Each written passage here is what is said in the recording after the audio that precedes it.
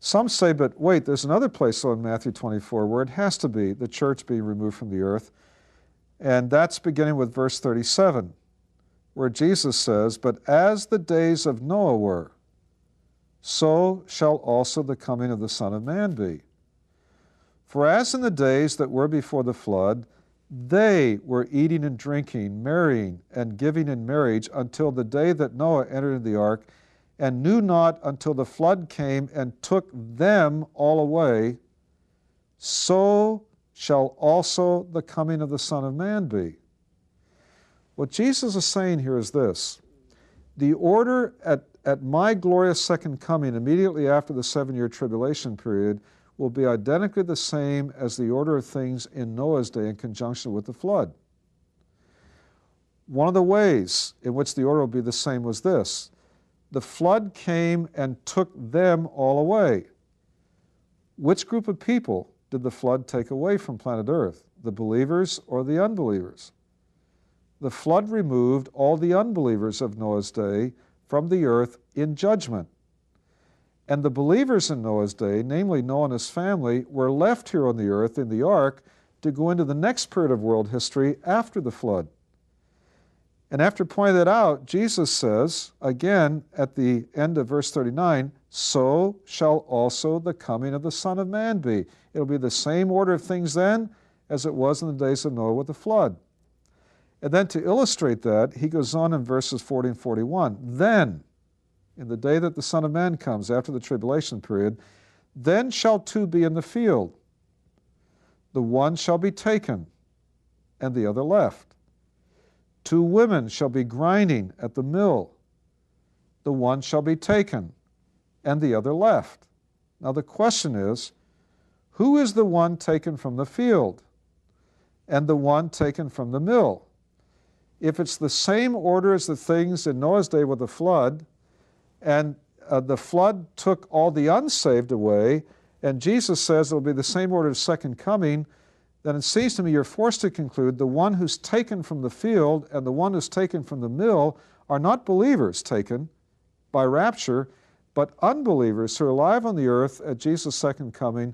They are taken by Christ's holy angels from the earth in judgment, just as we saw with the parable of the tares and the parable of the dragnet in Matthew chapter 13. And therefore, the one that's left in the field and the one that's left at the mill is the believer who's left here on the earth, believer who's alive at the second coming of Christ after the tribulation period, left here on the earth to go into the next period of world history, namely the kingdom. Just as in Noah's day, it was the unbelievers who were removed in judgment, and the believers, Noah and his family, were left here on the earth to go to the next period of world history. Now, to demonstrate even more clearly that that's the order of things Jesus is describing, we should turn over to the parallel passage, Luke's record of Jesus' same teaching as recorded for us in the Gospel of Luke in chapter 17.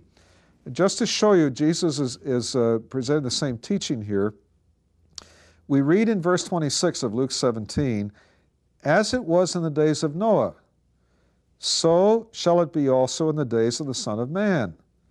They did eat, they drank, they married wives, they were given in marriage until the day that Noah entered into the ark, and the flood came and destroyed them all. Then Jesus says, verse 30, even thus shall it be in the day when the Son of Man is revealed. In that day he which shall be upon the housetop and the stuff in the house, let him not come down to take it away. He that's in the field, let him likewise not return back.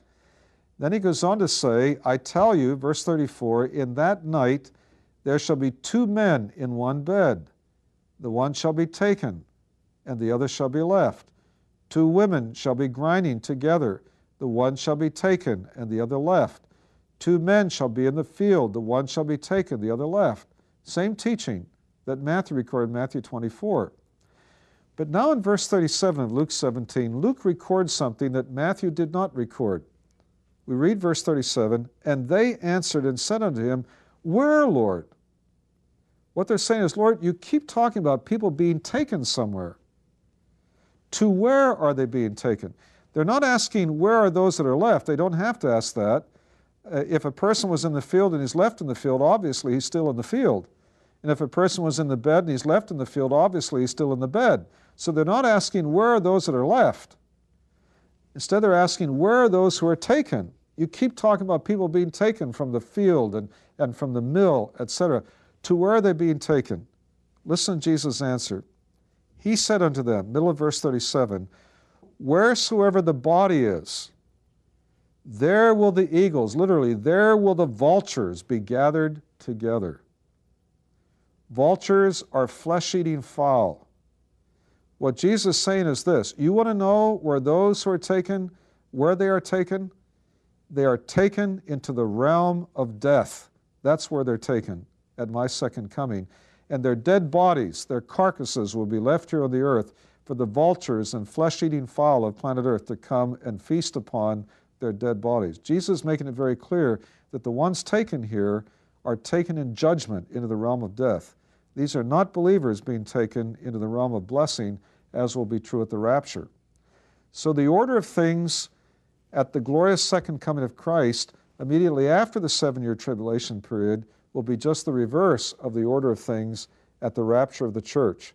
And that's one of the major reasons why I'm forced to conclude that the rapture of the church will be a totally separate, distinct event from the glorious second coming of Christ after the 7-year tribulation period, not only separate and distinct, but therefore also at a totally separate, distinct time than the second coming of Christ after the tribulation period.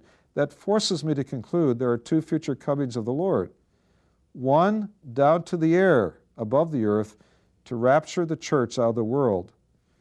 The other, after the 7-year tribulation period, a coming of Christ the whole way down to planet Earth, not stopping in the air as at the rapture, but the whole way down to planet Earth to crush Satan, his rebellious forces, remove all of his unbelievers from planet Earth in judgment, and then go with the righteous into the millennial kingdom for the honor and the glory of God.